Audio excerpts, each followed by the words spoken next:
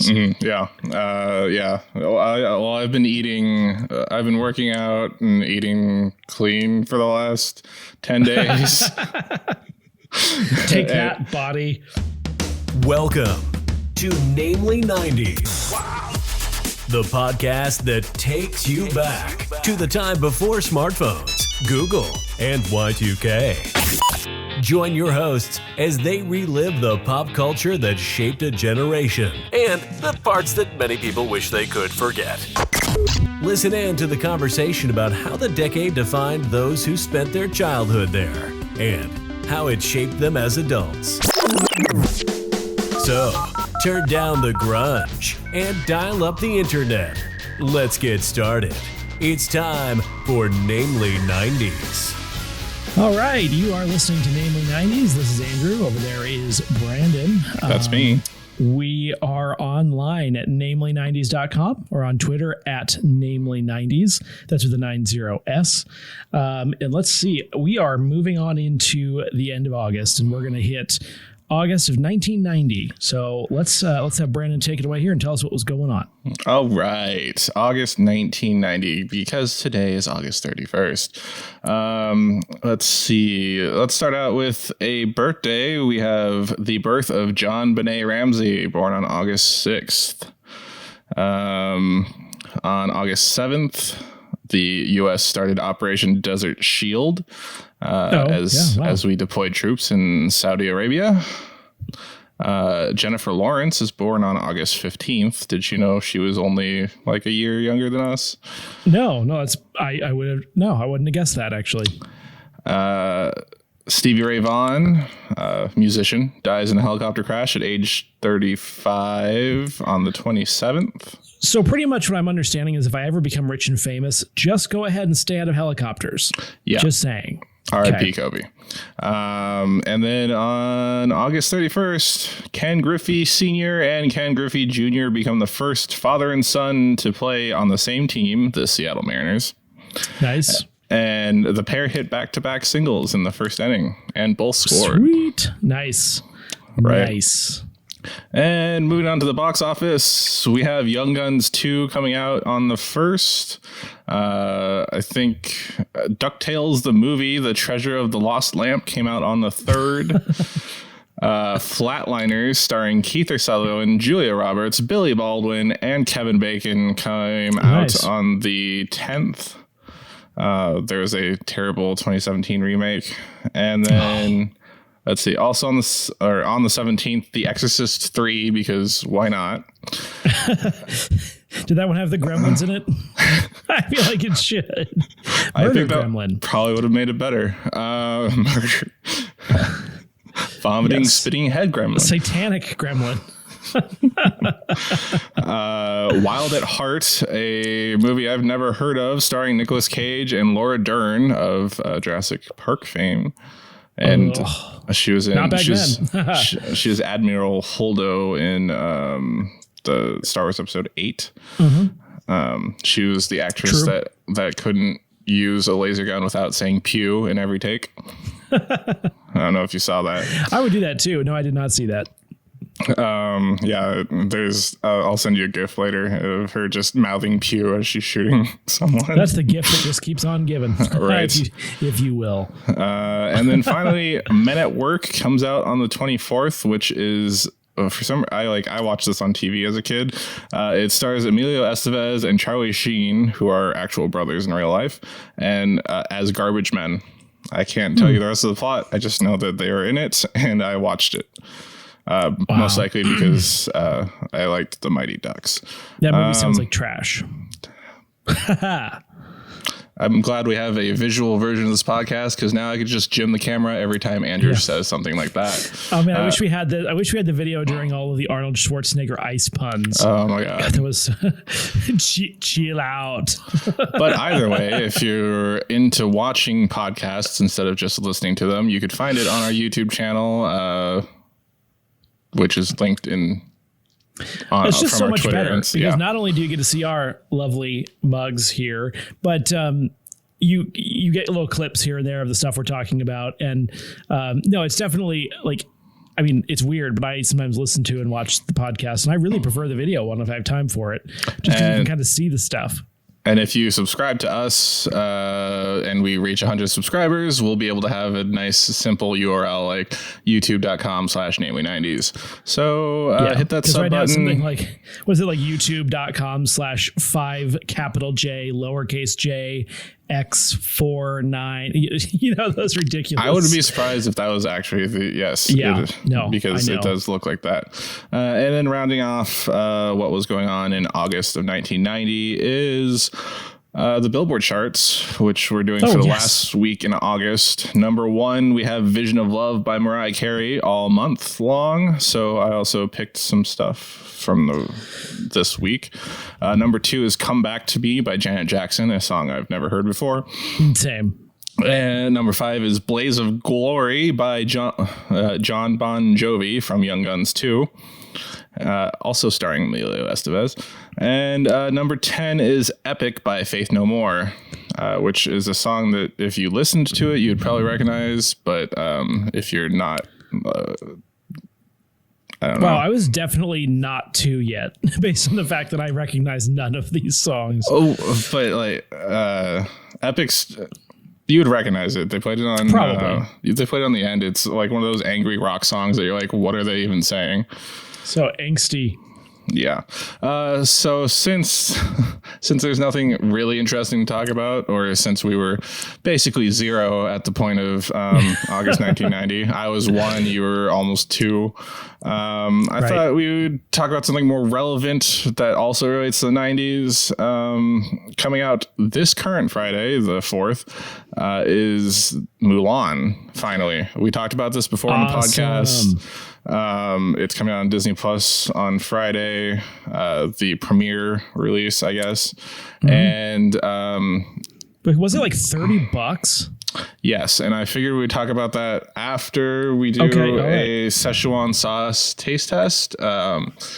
So again, we talked about this on the podcast before. Szechuan sauce was a movie tie-in that McDonald's did for Mulan. They had their own Asian or Chinese, even Chinese inspired. Chinese inspired dipping sauce for the McNuggets. I remember loving it as a kid. Rick and Morty in the season 3 premiere referenced it and then made a bunch of crazy fans go crazy over it. So McDonald's re-released it. And being a crazy fan of Rick and Morty, I bought probably 30 of them from my local McDonald's. Well, wow. I went the first few times and like, oh yeah, I'll have enough to cover the McNuggets, and then maybe one to stash away for later. And then I think it was the third time I went. It was harvest season, so I was like not cooking for myself, and I was like, the guy behind the counter is like, yeah, you're like the only one that knows that we have these. Do you just want a bunch of them? I'm like, yes. Yeah, absolutely. I do. Well, I believe this is my response. I'm displaying it to the camera. Yes. Here we are. And I've never had this before, so this should be interesting. Oh, well. No, I don't know. I mean, okay. We did not go to McDonald's as kids, but I also have the obligatory 4 chicken McNuggies here. I also have the 4 chicken McNuggies. I hate that we're calling them nuggies. That's the thing now, okay? People younger than us are calling them that. But do people younger than us listen to our podcast because they want... Oh, dear God. Is it really thin? Yeah. Okay, good. But it was... I recall it being somewhat thin. Okay. This has been sitting in my hot office for a while. It's also hot in my house too, but yeah, it's close to the right consistency. Oh, good. That's encouraging. All right, this looks weird. I gotta be honest. So it's a hot teriyaki, I think, is what they were going for. All right. Well, hey, bottoms up. Cheers.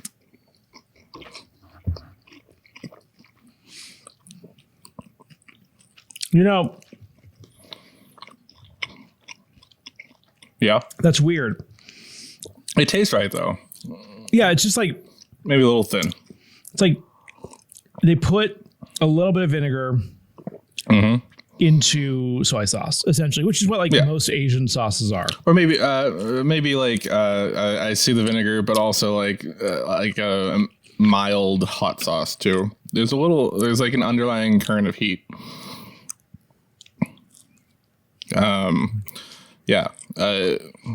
It is, to me, it's always been just like a mildly spicy teriyaki. Yeah, it's not bad. I don't know if I'd fanboy over it and camp outside of McDonald's. I didn't camp. I went through the drive-thru 3 times. I didn't say you did. Actually, no, the 3rd time I went inside because I wanted to see how many I could get. But yeah, to me, it's like if they took a little bit, like a third of teriyaki sauce and mixed it with 2/3 of sweet and sour. Oh yeah.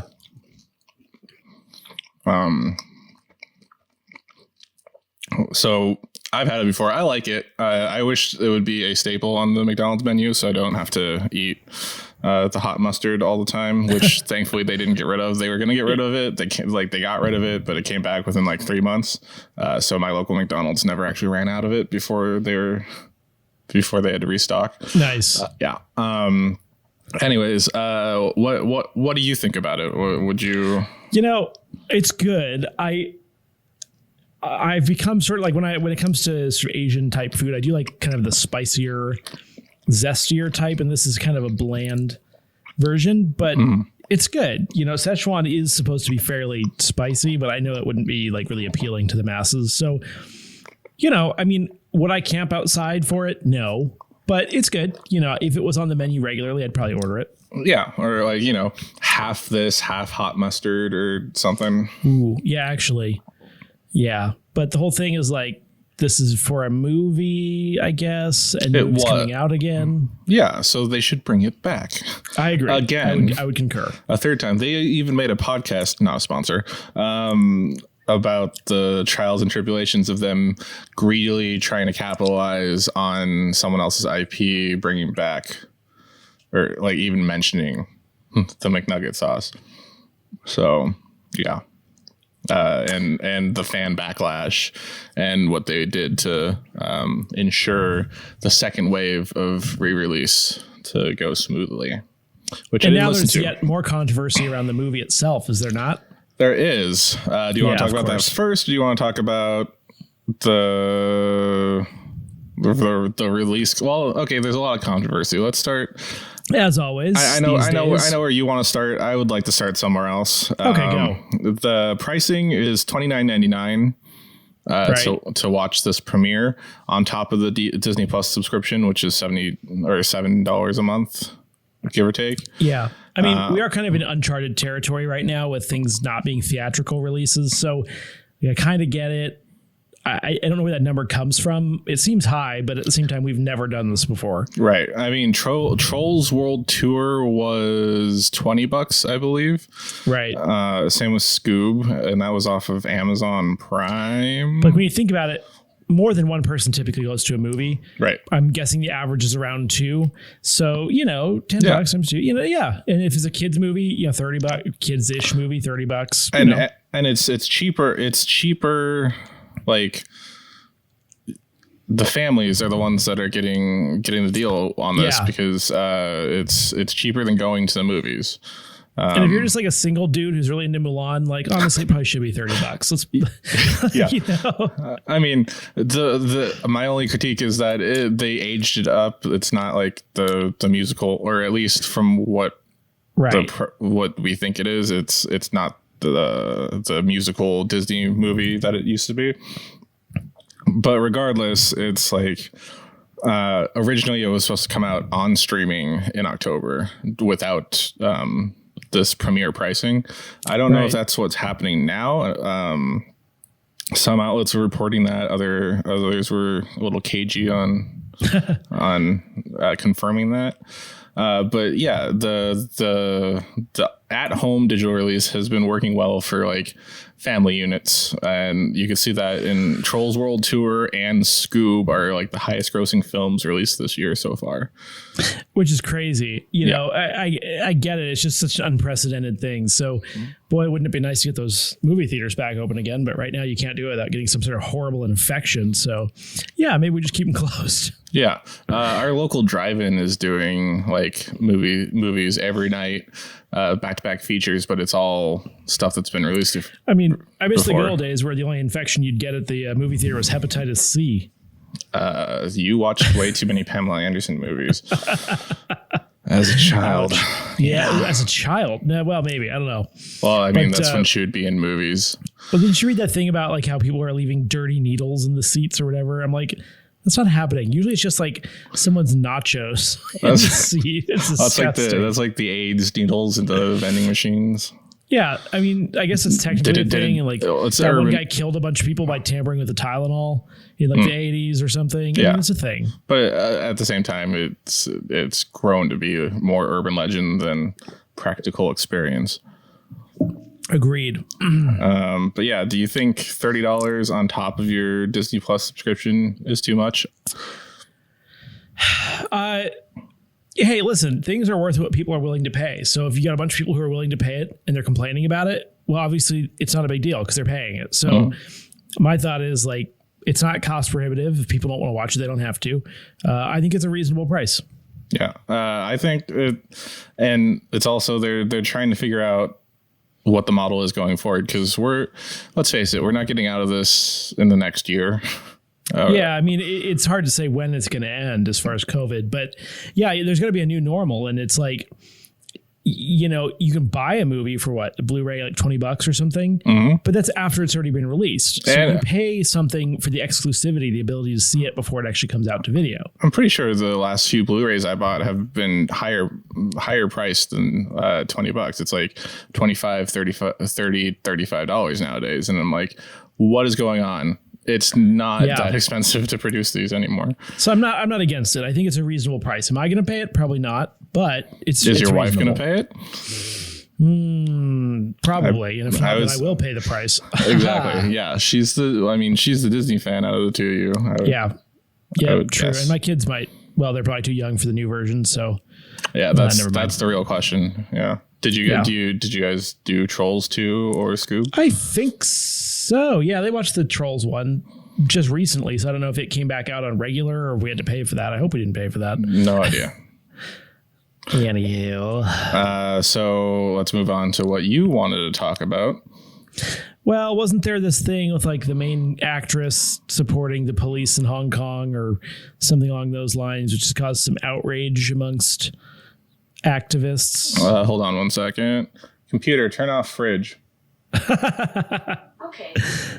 That's funny. Go ahead. No, there was just some sort of like activists who didn't like that she said she supported the Hong Kong police. So now, as with everything, we're going to cancel it. Cancel culture, boycott. Can't watch the movie anymore because the actress said something that she shouldn't have or allegedly shouldn't have. Yeah. So what happened, by my understanding of it, is Li I can't do Chinese names. Liu Yifei, I believe, is the closest I'm going to get to that. She on, I believe, a Chinese social media site wrote, "The police may beat me," or something to that extent, if they'd like, in support of the police, in support of the government versus the anti-government protests going on in Hong Kong right now. And you know, she is actually from the Wuhan province. So, wow, interesting. Yeah, this young actress. This might be a weird take on it, but I like, you know, if you took someone out of our heartland and which is a very red area, and spoke out against, or like, if you look at what the protests are right now, you know, there's people that have different beliefs and application of value systems, and it's a product of where they grew up. So exactly. I think you have a valid point about being too quick to jump to cancel culture, especially over some things over here's others. The thing, like, obviously, whether you agree with this person or not, when Disney employed this person to make the movie, obviously they didn't know that this was going to happen. They're just doing their job. They're making a movie. And now, boycotting Disney, what does that do to that person? Really nothing. Because she's already been paid. She's already been paid. It's already done. And so I guess I don't know what the outcome is of that. I think the point they're trying to make is don't do more vetting on your actors, but still to not true. But at the same time, not hiring someone because of your political stance. No, and here's the thing: go ahead and not watch it, but just realize that it's wheel spinning. There's many other things you can do than say, "Okay, Disney, we're not going to watch your movie." Disney's fine. Disney's just fine. That's true. It's a drop in the bucket. So, like, honestly, go do something. Go be an activist. Go vote in a local election. Go, do something with a nonprofit. But like, I'm boycotting Disney because one of the actors said something that was bad, which she did. Okay, whatever. She is the star. Yeah, but what are they supposed to do? Get rid of her, like cut her out of all the movies and use like the cartoon clips in her place? Well, or re-record the movie? It's funny that's the thing that I don't get. Say that because I believe I just saw an article about Tig Notaro's replacing Chris D'Elia in Zack Snyder's Army of the Dead. Because of all this controversy surrounding him, as I think he was either being a pedo or so it's like a deep fake character. They're reshooting a lot of scenes, but I assume some of that is going to be just pasting her head on it. Just to clarify, yeah, she's annoying for saying that crap, and I'm all for not saying crap like that. Yeah, but either watch the movie or don't. Like, you just move on. I know. I just set up a trap for you, and thank you. Appreciate it. You're welcome. Excellent. The other thing is, well, one, I just want to say, personally, I'm on the side of the Hong Kong anti-government protesters, just to make a political stance here. But there was a second controversy surrounding Liu Yifei that. During a press junket, she referred to herself as Asian instead of Chinese, which outraged a lot of Chinese people. As if she was denouncing her Chinese to just be Asian. That now you're just assigning your own sort of narrative to that. It's like she is Asian. Chinese is a type of Asian. You know what I mean? It's not a false statement. And if you're assigning it that meaning, that has as much to do with you as it does with them. You know what I mean? Yeah. Oh, just my thought. This is turning like the Adam Carolla show. It is a little less. I also support Hong Kong police. You can beat me up now. That was the actual quote. Right. And the funny thing is, here in America, the same things are being said. And what a shame for Hong Kong. She added in English. Yeah. The whole thing is just... It's a very complicated world we live in right now, is it not? She also said she supported the Hong Kong police. Anyway, yeah, it is. And, as lines get drawn in the sand, it's harder and harder to just be like, yeah, they have shitty ideas, but they're also human beings. But you could just drown your sorrows in Szechuan sauce, as I'm about to. No, I'm not actually going to do a shot. Don't worry. It is a good facial treatment, though. We could do a shot. Remember that time you did a shot of honey mustard from Jack in the Box? Yes, I do. Thank you for bringing that up on our internationally syndicated podcast. Yeah, that was gross, honestly. Oh man, sorry. Did I please tell me I did that for money, not just for laughs? No, I think it was for laughs, honestly. Oh, God. It was pretty funny. I mean, I like honey mustard as much as the next guy, but shooting it, oh no, thank you. And the Jack in the Box honey mustard is probably the worst out of all the fast food honey mustards. Oh. And bring it back to fast food, and having just had McDonald's, which is running through my system, I thought.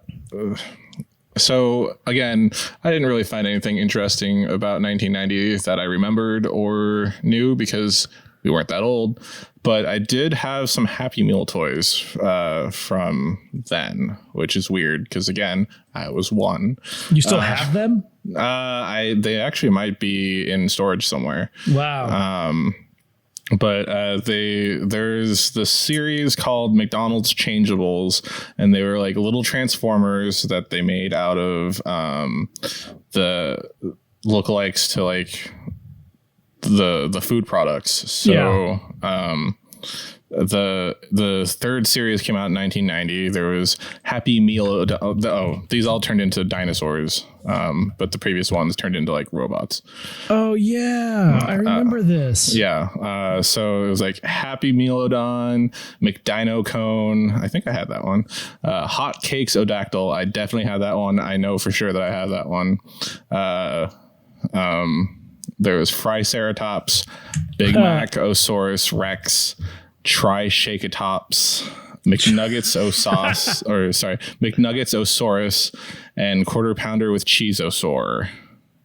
This is outrageous. Oh, I found a picture of it. Yeah. So I just thought I'd bring that up. I remember, I know I had the pterodactyl one. Which was in a hotcakes. Do they still make hotcakes? They had these styrofoam. Only as part of the McGriddle. I thought maybe they do still the hotcake breakfast. I don't know. I'm not sure, actually. I don't go there. Yeah, it's much. It's the deluxe. It was called the deluxe breakfast in recent years, I think. You got the eggs and the pancakes, but I digress. Back in the 90s, they had like a styrofoam container, like lid for, it was like a tray, and then there was stuff. See it. Yeah. But I know I had that one. It transformed into a pterodactyl. I thought it was freaking cool. I loved Transformers when I was a kid too. Oh, of course. But I thought I'd open the floor. Did you ever have any Happy Meal toys or any fast food restaurant toys? I might remember them from your house, honestly, because my parents did not take us to McDonald's. Like, I remember 2 times we went to McDonald's, but we did go to Burger King. I remember Burger King. Did we talk about the Burger King Kids Club at one point? No, but I never got like the toys. I feel like we just got whatever, kind of food. I don't remember getting a lot of toys. And in fact, when we buy Happy Meals for our kids now, we just usually throw the toy away before they even see it because they're so terrible. Oh yeah. The quality has definitely gone hill. Yeah. Yeah, it's bad. But no, I think honestly, the only ones I would remember would be yours because they look really familiar, but I know I didn't have them. Yeah. Well, I had my nightstand, the bottom drawer, it was just filled with old McDonald's toys. That sounds about right. Yeah. But yeah, I mean, other than that, I'm sorry, I don't have a lot to say. Well, that's okay. I think we have managed to fill most of this podcast with talks about things related to Mulan. But do we have a quiz, or is that the next one? No, that's this one. I will send it to you in the chat. I noticed that there was a random Nicolas Cage movie that I'd never heard of before, that came out during August of 1990. So I thought we should see which Nicolas Cage characters we are. Wow, there's a lot of stuff on this quiz. Is there? It's like a lot of answers. A lot of visual. So it's time to find out which Nicolas Cage character you truly are. The man, the myth, the Cage. And he had 22 movies released over the period of 1990 to 1999. Dang. Yes, which is about the same amount that he had released in the 2000s. So the first one, and we're not going to go through all these because it's really long, but choose a mode of transportation. You've got jetpack, seaplane, etc. So we could select any number of these. Are we taking this together or separately? Separately, because we're finding out which one either of us are. Okay. Oh gosh, I'm going sports car. That seems sweet. Of course you would. I guess I'll do the Shelby Mustang GT. So choose an item of clothing or fashion accessory. And also, if you're wondering what all these other options are and you're listening to us on audio format, again, you could find us on YouTube via our Twitter account and or website, namely90s.com. I'm going flannel shirt. I wear them a lot. I used to wear Hawaiian shirts leather jacket. I wear that all the time. Choose a goal. I like this, taking someone's face off. Being a vampire. I wonder which one that's from. I like solving a mystery for me.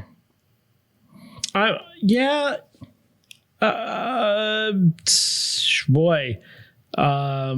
Science. No, taking down mobsters. Sounds fun. All right. Next one is choose a weapon. Karate kicks, a right hook, flaming chains. Can you identify which Nick Cage movie that's from? Actually, no. He had 2 movies as Marvel's Ghost Rider. Oh, okay. Yeah. I'm going dual wielding handguns because that seems pretty sweet. I kind of want screaming to be a thing. I like self-doubt. That was a good one. Choose a food item. Revenge.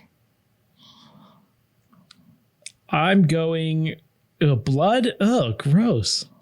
Meat from animals that died in a dignified manner. I am going to go with deep fried goods. I'm going to do banana nut muffin. Choose an animal. Baby deer, bee, alligator, bunny, rat, and the list goes on. I love when they do that question where it's like, choose an animal. For what purpose? Is it a pet? Is it a spirit animal? Yeah. Is it just because it looks cute? There's a poodle and dog, but poodles are a type of dog. But don't you dare call yourself a dog if you're a poodle. Oh dear. I'm going cat. Is a poodle not a type of cat? It might be. It's a fancier type of cat. Choose a quote. This is something I want to yell while I'm taking down the mobsters. Thought you were going to say climaxing. I'm so sorry I dropped you. I had to save the declaration is a good one. I think it's really funny to yell "Viva la effing France, man!" as you're shooting up a bunch of guys. I'm gonna go with honey. You want to know who really killed JFK? So I got, let's see, Eddie King from Deadfall Arsenal. You're a boss. No one can rock that mustache like you can. And you may just be some kind of modern day Rasputin. You may come across as a little unhinged, but for better or worse, you live your dreams like no other. Viva la effing France, man. Cool. What did you get? Oh, I got Charlie Kaufman from Adaptation. No idea. Sorry? I've never heard of it. Neither have I. Charlie Kaufman sounds familiar, though. You're an introverted, sensitive person and can get a little down on yourself when the creative juices aren't flowing as they should.